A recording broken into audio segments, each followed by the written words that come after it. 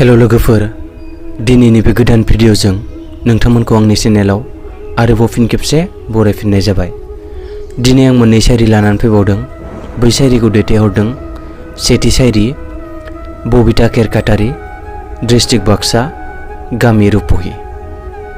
आरो नैथि शायरिखौ दैथायहरदों बिथाङा दैथुन मुसाहारि, गामि सानजाबुलावरि, डिस्ट्रिक्ट सनितपुर। फैदो दानिया बिथांमोननि शायरिखौ खोनासंलांदोनि।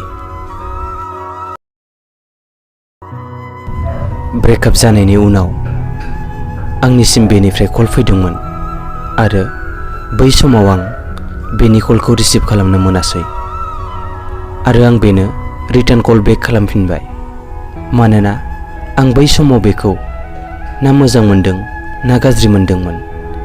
बियो बुङो जे गोरोन्थियावनो कल थांफ्लांदों।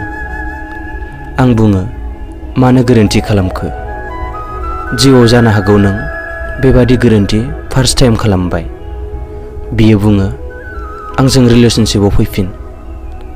आं बुंबाय, आं गोरोन्थियावबो बेबादि खनले खनले गोरोन्थिखौ खालामलिया आरो आं नोंखौ रिक्वेस्ट खालामो, नोंबो बेबादि गोरोन्थिखौ खनले खनले खालामनो दानाजासै।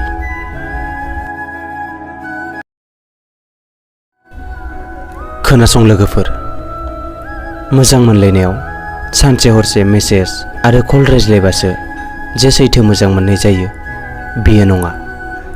सानसेयाव खनसे दसे सम दिहुनना रायज्लायनायावसो बांसिन सैथो मोजां मोननाय आरो अनज्लायनाया थायो।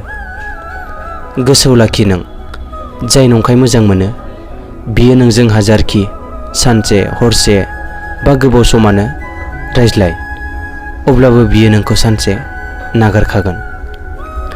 आरो जाय सैथो मोजां मोनो बेजों नों जेसेबांखि एसामिस ना कल हरालासे सानसे बा साननै बा गोबाव समालासे थाथों, अब्लाबो बियो नोंजों जेब्लायबो थागोन आरो बियो नोंखौ माब्लाबाबो नागारना थांनाय नङा।